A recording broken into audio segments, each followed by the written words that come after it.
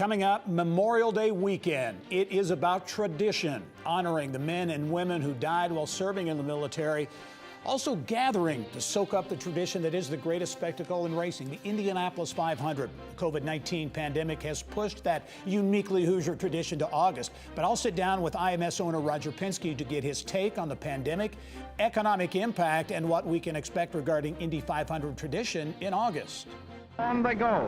Into the lead roars car number. I'm Mary Rachel Redmond in Speedway, where this is only the third time that a global crisis has put the brakes on the greatest spectacle in racing. To the winner. And it's having a huge impact on the town of Speedway. I talked to several business owners about the impact coming up. And in recent weeks, the COVID-19 pandemic has reshaped how businesses operate all over the world. Fishers-based Advanced Industrial Marketing has launched social distancing and people counting tools. The company's CEO explains how the devices can help companies adhere to social distance restrictions. Details on those stories and much more ahead on this edition of Inside Indiana Business.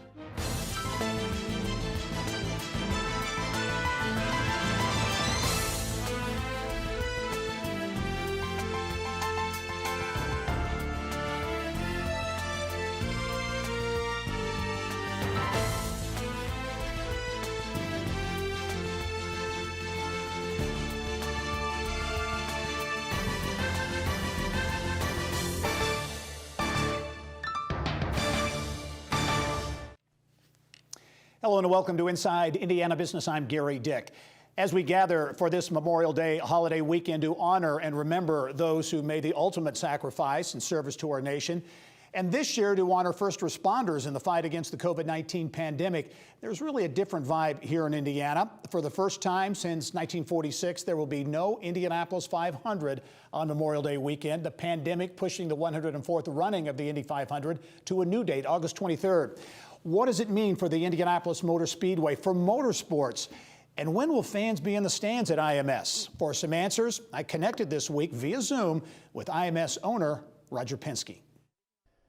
Well, like many people in Indianapolis and every corner of the state of Indiana, the Indianapolis 500 means a lot to our family. In fact, we put a special Indianapolis 500 wall on our lower level of our home where we're conducting the interview with Roger Penske this weekend. In fact, this photo here, I think, will become an iconic photo of Roger and Tony George shaking hands at the start-finish line of the Indianapolis Motor Speedway right after the deal was done some months ago. And Roger, so appreciative of you taking the time to join us from Michigan.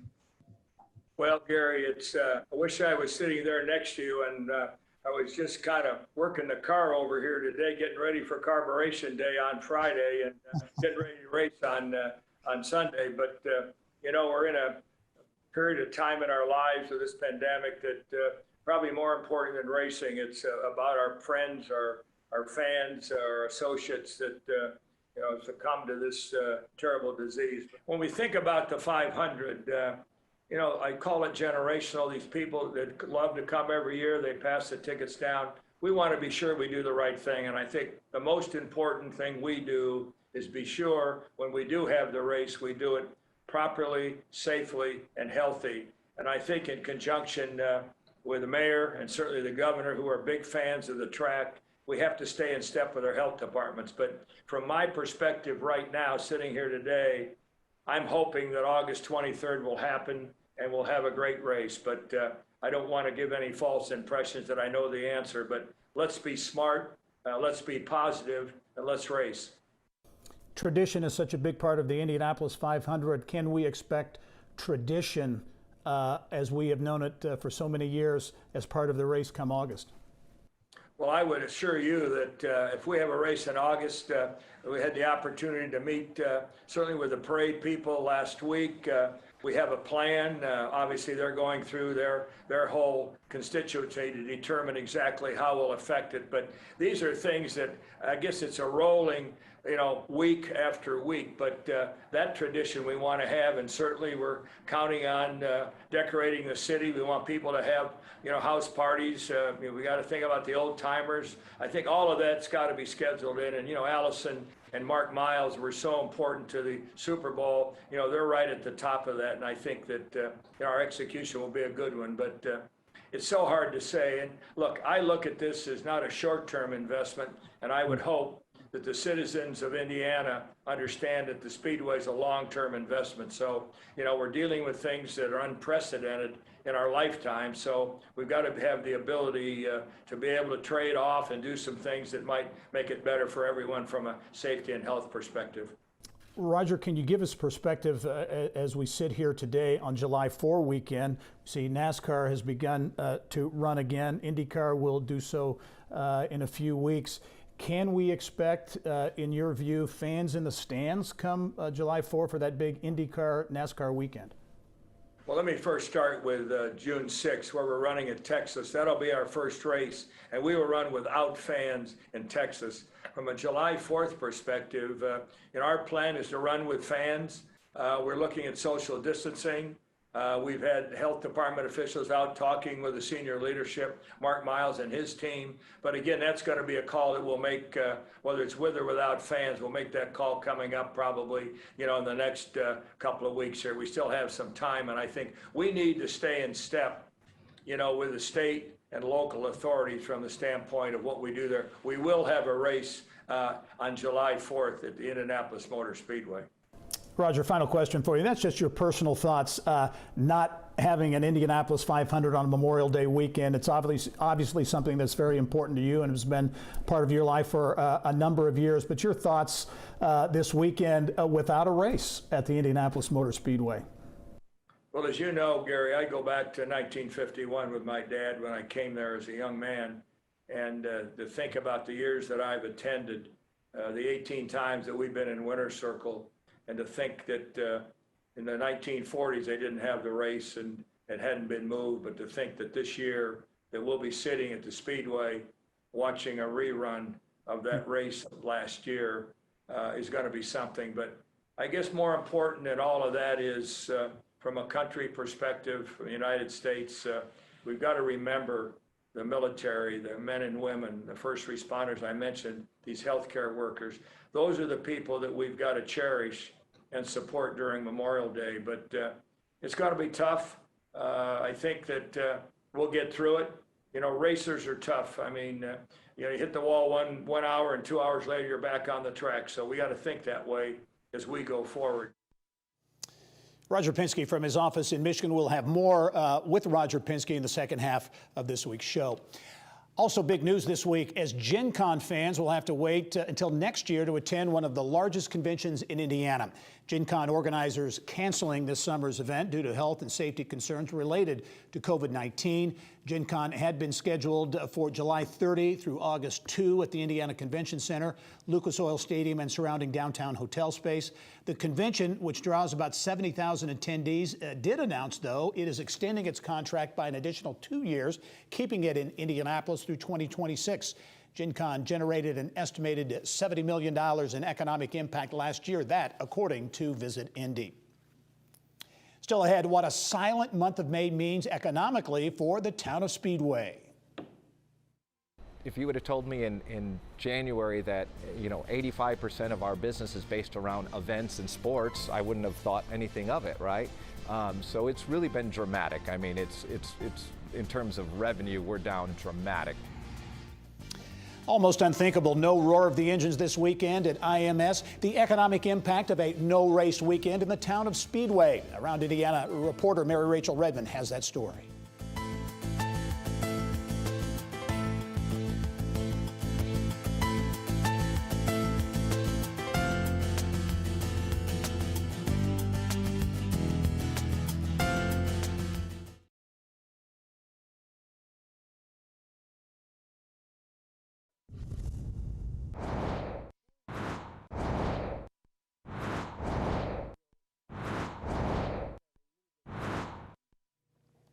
Here's what's making news now around Indiana.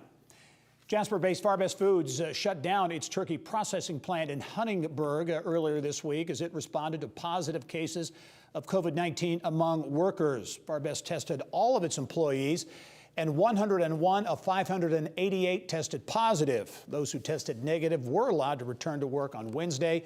The Du Bois County-based company, one of the biggest turkey processors and exporters of turkey meat in the U.S., The company also has a plant in Vincennes, employs about 1,400 workers between those two plants.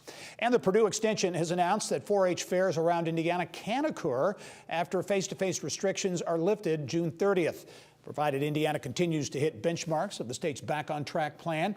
Purdue Extension says county 4-H fairs may begin on July 4 if Stage 5 in the Indiana Back on Track plan has been reached. Some 4-H councils and extension boards may choose to conduct virtual fairs.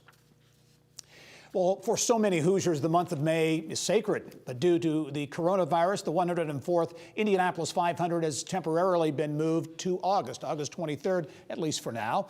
Around Indiana reporter Mary Rachel Redmond takes us back in time to other silent Mays and the economic impact being felt on businesses in the town of Speedway. No cars, no checkered flags, no kissing of the bricks, and sadly, no milk for the victor. At least, not this May. But it isn't the first time the greatest spectacle in racing had to change its plans to address a global crisis. In conflict, Speedway officials suspend all racing activity for Both the duration. World War I and World War II just before Pearl Harbor brought us into the Second World War, forced the race to be canceled. It was March of 1917 when the word came down and then the Indianapolis 500 was canceled. So there was no race in 17 or 18. As a landing field. But the track didn't sit idle. The infield was used as an aviation depot. There was a barracks down on Main Street with 3 battalions there. And so it was an aviation refueling depot for the military during World War I. Ironically, part of that aviation depot on Main Street is now the home of Dallara USA, where they too are chipping in to fight COVID-19. Dallara has been very active during the crisis. In fact, in the very first 2 weeks when basically we had the shutdown in Indianapolis, we wanted to help the community, and we put our shop and our guys helping to cut material to build gowns and masks. The guys were all super excited. Obviously, we wanted to do something to defeat the virus, go to build race car parts again and go racing. But without that goosebump tingling roar of the engines from across the street, how will the town of Speedway deal without its biggest cash cow of the year, now moved to August? Honestly, it's pretty awful. As quick as possible. Chris Hill, owner of Dawson's on Main, says his sales are down 85% for the month of May. It's a huge deal for us. We just hope that it happens in August or, September or October. Just this year would be awesome for the psyche of the town, for the psyche of the community, for Indianapolis, for the state of Indiana. And it would have been a great coming out party for the town of Speedway, which continues to revamp its look with 25 new businesses popping up in just the last few years. But now town leaders are challenged with serving up solutions to help keep restaurants open. We're looking at ways that we can expand out into right-of-way, kind of put up barriers and help them get some more outdoor space, as the city is doing for businesses in Indianapolis. If things were normal this year at the track, Mario Andretti would be behind the wheel of the fan favorite 2-seater. Scott Jasek, owner of Indy Racing Experience, tells me he's already implemented extensive coronavirus safety measures. We have a whole protocol on how we would execute it, both with keeping 6 foot apart, making sure people only wear the fire suit and the head sock and all those things once. We've purchased some UV technology that could kill germs on the helmet and the gloves and things of that nature. Even though drivers won't be putting on their gloves and helmets until at least August, one thing is for sure. Things on and off the track will eventually get back into gear. Back home again. Mary Rachel Redmond, Inside Indiana Business. How I long for my Indiana home. All right, Mary Rachel, thanks very much for that report. Well, up next, the high-tech way, a high-tech way that takes the guesswork out of social distancing. We'll show you the tech-savvy way to ensure proper spacing. Workers tagged with devices that use radio waves precisely to measure safe distance. We'll have the Indiana connection to this groundbreaking technology.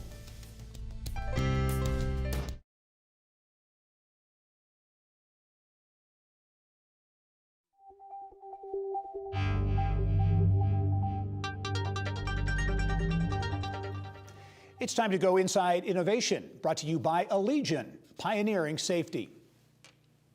Well, Fishers-based Advanced Industrial Marketing is launching new social distancing and people counting tools in the U.S. The two products piloted in Europe are being used in warehouses, large retailers, and many other places to ensure employees and customers are observing social distance restrictions. Pleased to welcome to the show now AIM owner and CEO Rob Ruscosi. And Rob, thanks for joining us on the show. Fascinating story with what you have going on here. Talk about, first of all, your company and what the real focus heading into the pandemic of your company has been. Good afternoon, Gary. Thank you for having me. The focus of Advanced Industrial Marketing before the pandemic has been mainly focusing on major industrials and helping them improve the material handling, safety, and efficiency of their operations. We were heavily involved in proximity detection before it came a fun word. And what we're doing now is just an extension of our previous business model. And we're just, we repurposed some of our technology to administer help in today's day and age. Yeah, and you launched the company in 1998. You're a Purdue grad.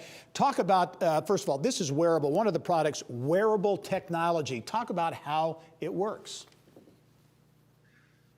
The wearable technology is essentially a small radio transmission device. It's using a unique protocol called UWB, ultra wideband. And essentially, the wearable device is a small transmitter and receiver. It's sending a signal out and trying to communicate with other tags or wearables of our make. Once they communicate with each other, they identify that the distance is being respected. However, when a certain threshold has been reached, i.e. 6 feet, we alert the operator or the wearer of that badge with a strong vibration and a vibrant LED flash, alerting him the presence of another tag within a 6 feet radius. This technology developed over in Europe that you're bringing to the United States. You have another product that really tracks outdoor distancing as well from Europe. Talk about what you're hearing, because these the wearable devices, as an example, really kind of cut across all industries, whether it's schools and museums, factories, and you're getting some interest from around the country. Absolutely, it's been pretty phenomenal, the interest. We are getting great feedback from our customers, and we're hearing from a variety of industries. We just heard this morning from a small Montessori school in Georgia. And then all the way to, we've received an inquiry from the corporate headquarters of one of the world's largest corporations.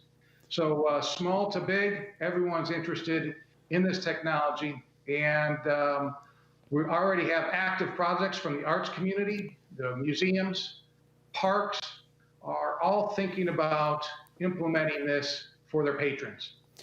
Advanced Industrial Marketing is the company. It's based in Fishers. Rob Ruscosi, the CEO of the company. Rob, thanks for taking the time to join us.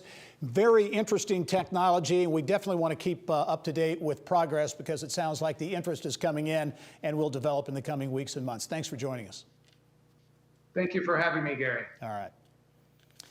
Well, coming up next, Old Pro's Table in Broad Ripple. It was supposed to be celebrating 30 years in business this year, but instead the coronavirus has forced the Indianapolis institution to shut down. We'll talk with the operating partner there about the tough decision to close and get her perspective on what's next for the restaurant industry.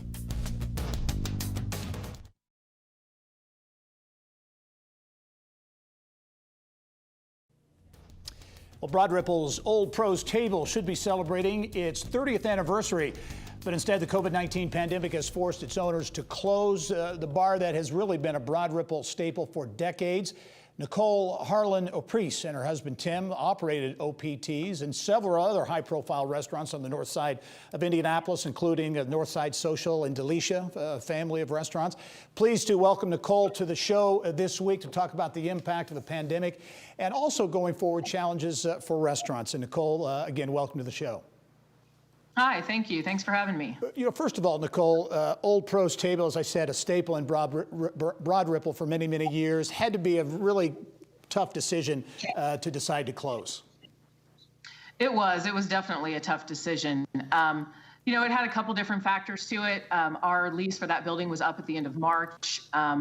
So, you know, we had to really factor in the loss of this year. You know, we lost St. Patrick's Day, all of NCAA, all of basketball playoffs. And, you know, those revenues really ride not just Old Pros Table, but sports bars in general, you know, through the leaner summer months. And, you know, we had to weigh the cost of that loss with the possibility that there may not be professional sports or college sports this year, you know, to decide whether or not it was worth trying to claw it out through March. So for us, at the end of the day, it just wasn't worth it, you know, given this uncertainty going back into it. Yeah. So we made a tough call. Yeah, Nicole, going forward, restaurants, bars, and others begin to slowly reopen, but the challenges remain with social distancing, the restrictions in bar areas and those types of things. Talk about the challenges that you and other operators all over the state of Indiana are facing. You know, I think that there are so many challenges that, you know, I think people just don't really take a look at when talking about opening. You know, you really cannot just, you know, flip a switch and say, okay, now we're going to open. You know, some of the concepts don't have outside dining. Some people are trying to figure out. When this whole thing started, we had to basically switch to entirely different restaurant models. We changed our menus, our hours. You know, we had to lay off a large quantity of our staff. You know, we're trying to figure out how to do a totally different thing than what we had been doing for, you know, in some locations, 10 years or more. So for us, the challenges were, you know, change the menu, change the website, change the social media and hours and service and, you know, who can we buy and, you know, how can we get the food? Because distributors are having the same kinds of problems that we are. Yeah. So, you know, those were the challenges from the early onset. You know, ongoing, all sort of the same thing in reverse. We're going to be operating a full service restaurant at some point and also a carryout restaurant at some point. And those two things for most people did not exist simultaneously. Yep. So, you know, you're looking at, you know, at Delicia, we're going to be adding outside dining out in our back patio, which we've never had, plus indoor dining when it's allowed, plus also operating a carryout business with limited staff, you know, limited resources, food shortages. Yeah. You know, having, you know, pay people to sanitize restrooms and surfaces and doors. And, you know, there's a lot of added expenses to that as well. And very quickly, we're about almost out of time, but I know you've got employees, many others do, concerned about working in this environment. Liability, very quickly, liability is an issue too for restaurant owners. Definitely. You know, employees are certainly, you know, frightened about the return. There's a risk versus reward, you know, scenario for them as well. There's a possibility that they are not going to be able to return to anywhere close to the income they were making previously, right. And they're putting them at risk to do so. Nicole, we're out of time right now, but Nicole Harlan-Aprise, thanks for joining us. You've got great properties on the north side. Look forward to having them open back up, and we'll talk to you soon. Thank you so much. Okay, coming up, more of my conversation with Indianapolis Motor Speedway owner Roger Penske. And what about the rest of the IndyCar season? Well, plans are to restart engines in June. Stay with us.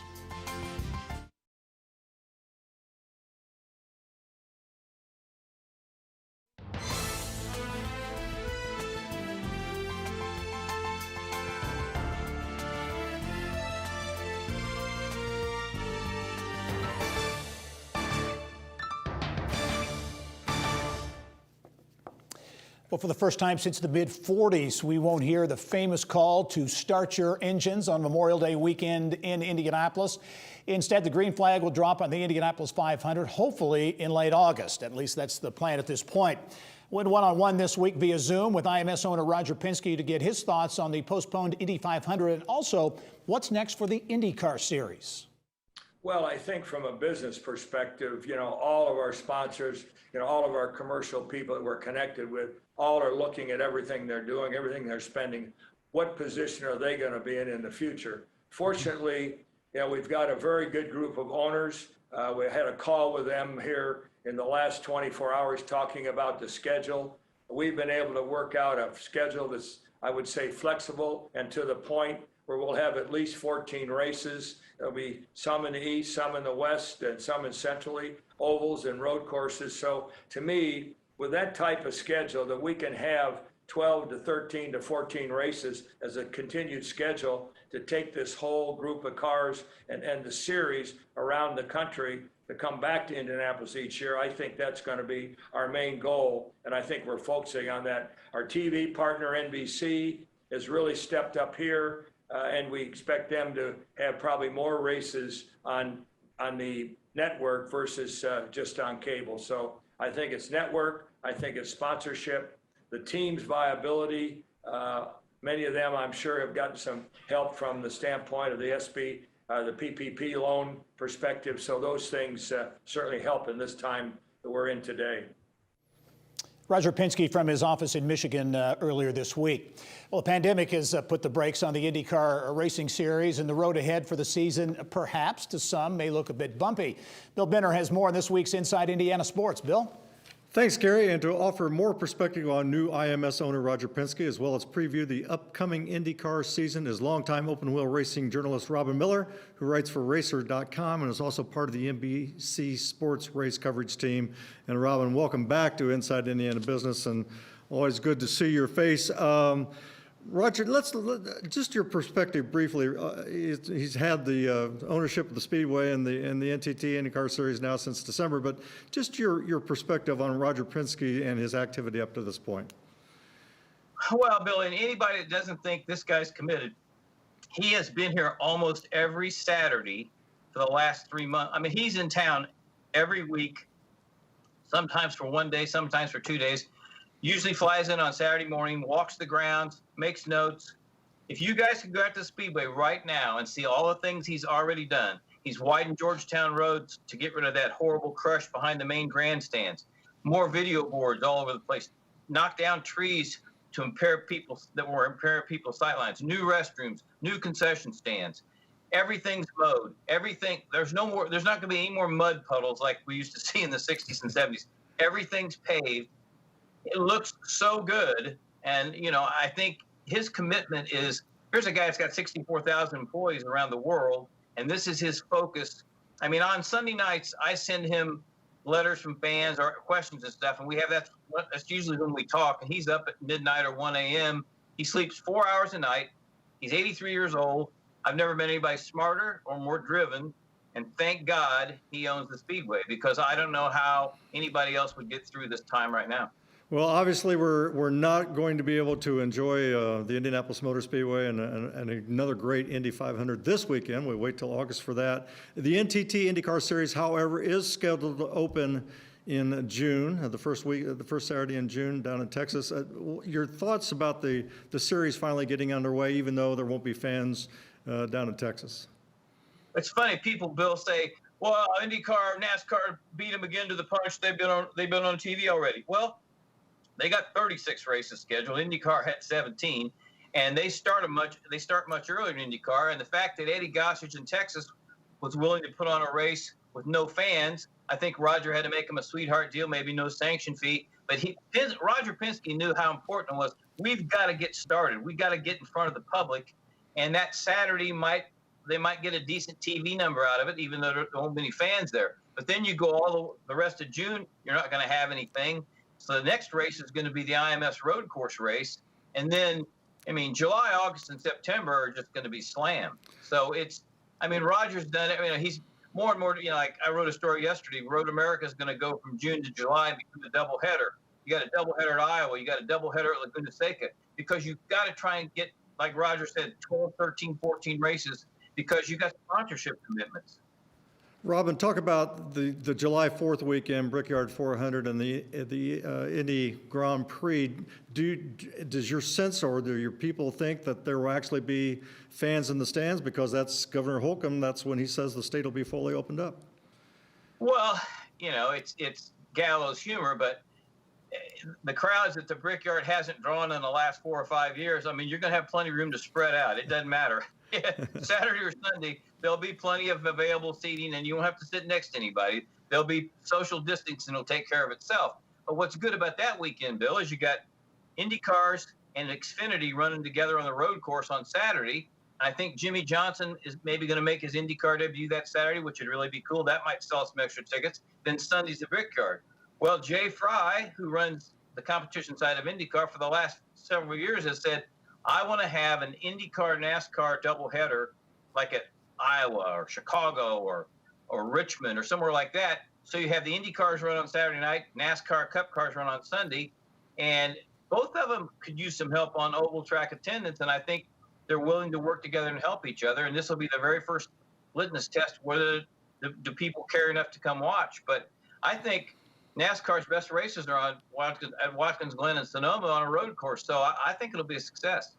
Robin, with Roger Penske owning the Speedway, but more importantly, owning the series, you know, and it came up when he was announced as the owner.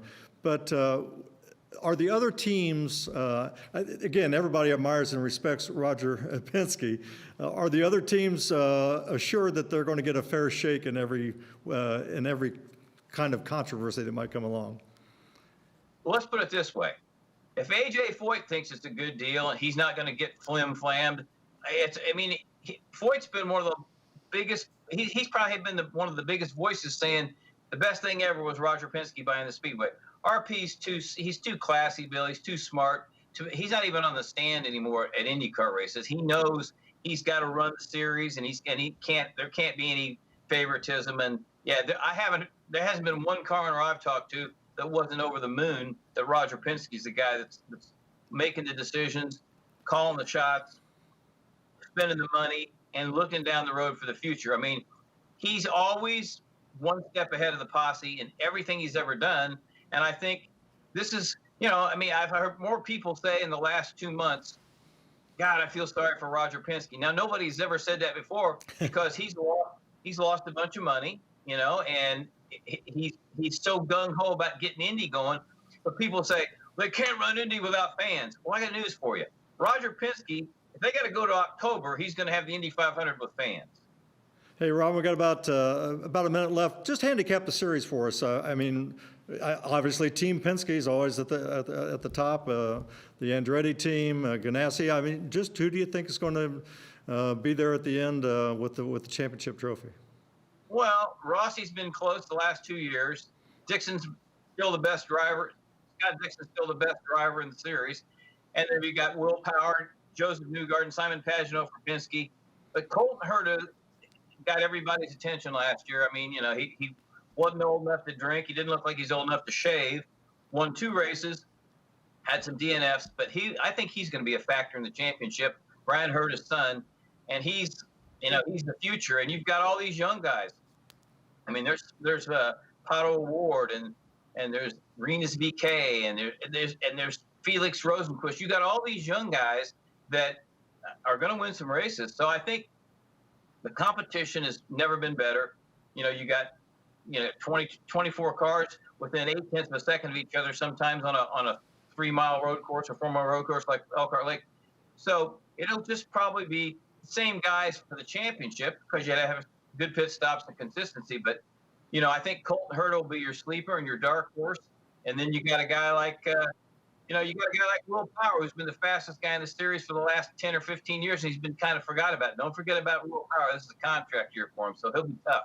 Hey, Robin, as we wrap up, go back to the shot of you just over your shoulder is a great photo from back in the day, and that's your buddy, Jim Hurtubise. Jim Hurtubise had just got 149.6.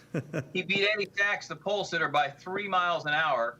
And Parnelli Jones is standing in his pit watching, and Hurt's on the PA system, and they're saying, Jim, this is you're a rookie, and you almost went 150 miles an hour, and it's the last day of qualifying. And he says, you think I'm fast? He goes, well, you see Parnelli Jones when he gets here. Pretty funny. But, those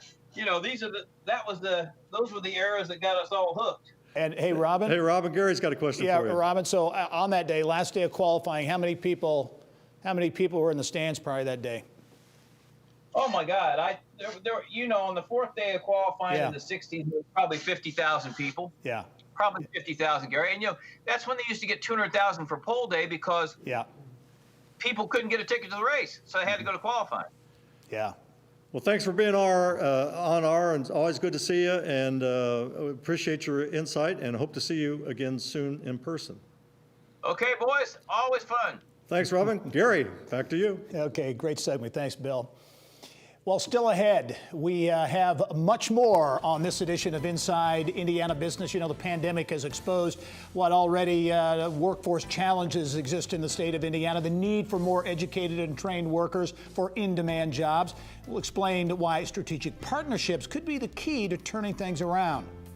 And the coronavirus has taken an especially heavy toll on Indiana's most at-risk populations, and the state's community health centers say they're answering the call to help. Business of Health reporter Kylie Valletta up next with details when we come back.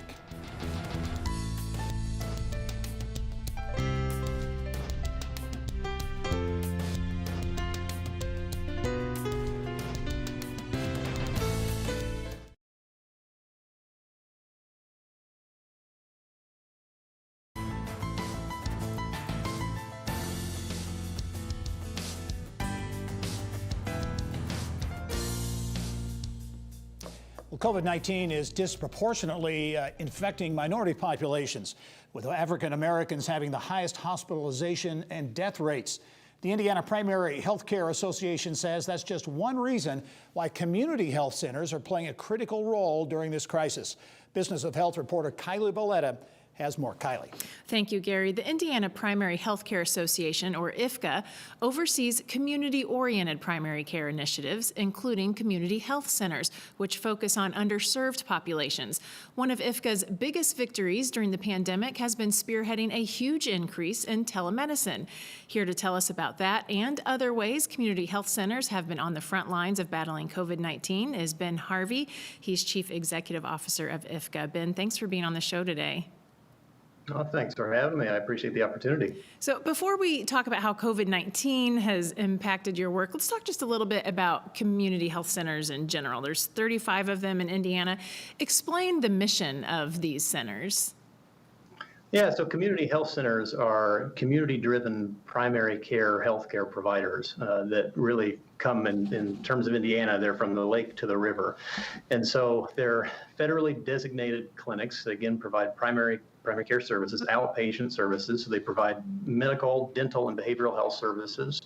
They provide them in underserved areas of the state. They are community-driven, so their boards are composed of at least 50% of patients. They serve all patients regardless of their ability to pay, so patients that have Medicare, patients that are uninsured, underinsured. They're designed to be open points of access, particularly for communities that are underserved, like what was mentioned in the top, where the minority populations particularly are frequent utilizers of community health centers. So community health centers really are driven to be those community-based outpatient primary care health homes for underserved Hoosiers. Okay, so then COVID-19, of course, changes everything. So explain how community health centers have really been on the front lines of this crisis here in Indiana. Yeah, so there are 35 health centers in the state of Indiana. Again, they have about 250 clinical sites. They serve right around 600,000 Hoosiers every year. And because of the way the COVID-19 has impacted communities of color, particularly in the state of Indiana, health centers have been on the front line in testing, treatment, that connection as a primary care provider. And one of the biggest things that they've done is in terms of reaching patients. You know, there's a big push right now to reach patients where they are, to reach into a patient's home, because you have to either be quarantined or with the governor's stay-at-home order. How can you continue to provide primary care services? So FQHCs, community health centers in the state of Indiana, all 35 now provide telemedicine services and fairly robust telemedicine services. So again, it's kind of a paradigm shift of the provider coming to find the patient in the patient's home. And that's a big transformative event, kind of a return to form for medicine to some degree, but a big transformative event. So you can pretty easily connect with your provider. Also, a piece of that in terms of telemedicine that the health centers have been focusing on in a partnership with the state is a program called Virtual Care at Home. So if someone's COVID suspected or COVID positive, and they are concerned about either going into the emergency room or having to travel to a hospital, they can be connected with the health center, and the health center can monitor and evaluate that patient in their home and stay connected with them through the length of either their infection or their bad feelings. And so we've piloted that with a number of health centers in the state and had some pretty good success with it so far. And again, really appreciative of the partnership that the state's entered into with us, and also our hospital partners and other primary care providers and other healthcare providers in the state. It's truly been an amazing effort, and we're happy to be able to serve the role that we have. And it really has been huge strides made in that area. You've more than doubled the number of community health centers that now have telemedicine. And this is especially important for your population in particular. You mentioned, there's transportation issues. Can you talk a little about that? Oh yeah, tremendously. Yeah, there's tremendous transportation issues. Be you in a rural area or be you in an urban area, having to drive 50 miles in a rural area to access primary care, to access services, having to make 2 or 3 different bus connections in urban areas of the state, being able to, and also if you have a kid, we have 3 kids at home. If you have to take a child in with you, if you're taking the child into the primary care provider, that's a significant piece of time, and it's not always easy to get in to see your primary care physician.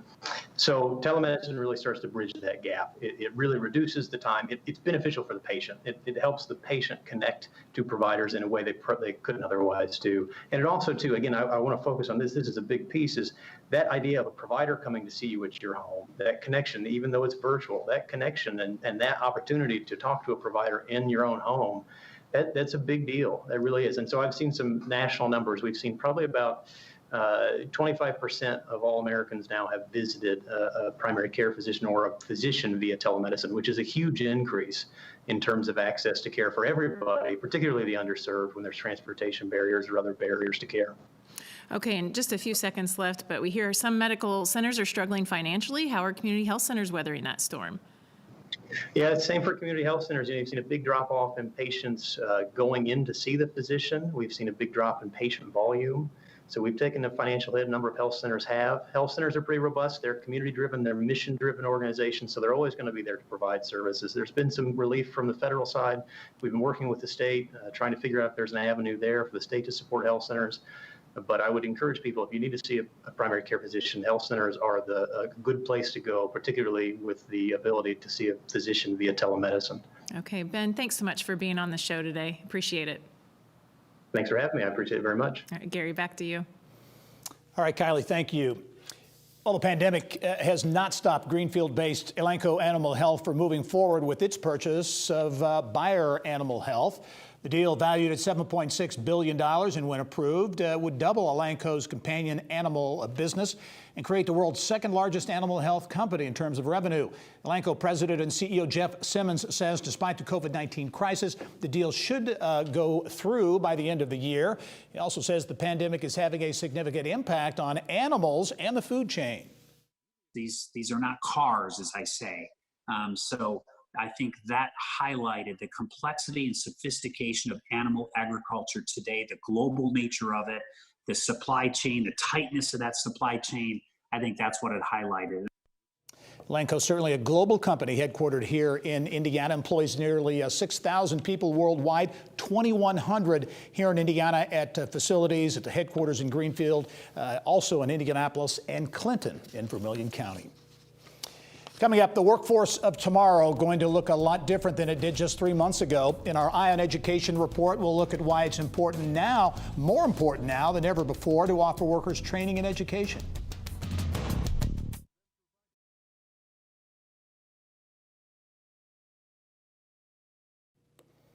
Well, more and more, the picture is coming into focus on what will be needed to make sure Indiana's workforce will be ready once the pandemic is over. Many of the jobs that required little training beyond high school before the pandemic are probably gone, perhaps for good.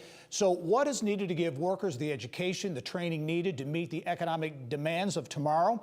For some insight, we turn to Vice President of Work and Learning at the Lumina Foundation, Dr. Chauncey Lennon. And Chauncey, welcome to the program. It's great to be here. Well, let's talk about workforce talent. It certainly has been an issue for a long, long time throughout the state here in Indiana, and that's getting the talent that it's needed into specific industries. The pandemic, I think you could argue, is really shining a light, an extra shiny light, if you will, on that challenge. What are the challenges, Chauncey, that we face as a state when it comes to talent and getting the trained workforce needed for business and industry? That's a great question. It's certainly true that the pandemic is accelerating the trends we've been seeing. And I think those trends really point in 3 important directions about what needs to change and what people need to do differently. The first is thinking about what we need to do in terms of providing educational programs. We need more short-term credential programs. These are programs that are flexible, affordable, and really tied to occupations that can range from anything from 6 weeks to 12 weeks to 3 months and sometimes even a year. But the point is that there's something you can go and pursue them in a short amount of time. So we need to see more of those. We need to see employers thinking about how they can help their workforce understand what skills are in demand. Nobody should be going into training hoping that the skills they're learning are valued. They have to know in advance this is what employers are looking for. And then finally, workers themselves have to really understand the importance of training post-high school, the value of retraining. But that's going to involve seeking out information, seeking out the community colleges and other training providers that are offering high-quality programs, and getting to those programs and completing towards the credential. And really, I think, too, underscores the importance of non-degree credentials. You know, the 4-year degrees are certainly very important, but these non-degree credentials, associate degrees, and other types of educational opportunities, very important in the process. I think that's exactly right. And I think the point to keep in mind is that that's true both for younger workers. We're seeing a trend where many people getting BAs often get a short-term credential on top of that. And it's also obviously true for older workers who are finding themselves without a job in an industry they may have been in for years. Their skills are maybe no longer needed in that industry, but they'll be needed in other sectors. And often that will only have to combine them with new skills. So that these short-term credentials are really the sort of ticket labor market for those who have found themselves suddenly stranded by the pandemic. I think it's also interesting that the Lumina Foundation, with the support of the PENSKE Foundation too, involved very much in so-called talent hubs. Talk about the concept. I know here in Indiana there are a number around the United States. Elkhart County, Columbus, and Northeast Indiana have these talent hubs. What are they all about? Sure, the talent hubs really start from the idea that it's hard for any one of these key legs of the stool to do this all on their own. We need government working with employers, working with the education training providers and community colleges to make this all happen. We need greater coordination and alignment. And so you really need a community-wide effort to get all these pieces working together. This involves identifying the key sectors and key occupations. This involves the employers thinking about how they can structure the workplace so there are job pathways, and then communicating with the community colleges and others to make sure that the courses, the programs, the credentials being offered are really aligned with what they're looking for. And finally, we got to get the message out. All the workers, young workers, old workers, need to understand these are the parts of the economy that are growing. These are the job opportunities. These aren't necessarily jobs that require a 4-year degree. You may want to get a 4-year degree as time goes on, but there's lots of great opportunities in today's labor market for people who have training post-high school, but not necessarily BA. But we got to get that message out to everybody, and we got to show people the steps they can take to get there. Some great perspective from Dr. Chauncey Lennon from Lumina Foundation. Dr. Lennon, thanks for joining us. Also, thanks for the great work you and others do at the Lumina Foundation. Our pleasure. Thanks so much. Well, Japan-based Jima Industry Company, which supplies automotive components to Subaru of Indiana Automotive, is establishing its U.S. headquarters in Indiana. Jima USA says it will locate in the Purdue Research Park in West Lafayette. Now, Purdue says Jima will focus on the development of lightweight parts and components. The company didn't specify how much it is investing in that new headquarters or how many jobs will be created. Jima specializes in the production of sheet metal pressed products from design to production, including the die design and production. The automotive supplier also provides special products and components to the motorsports aftermarket. And I'll be right back after this. Stay with us.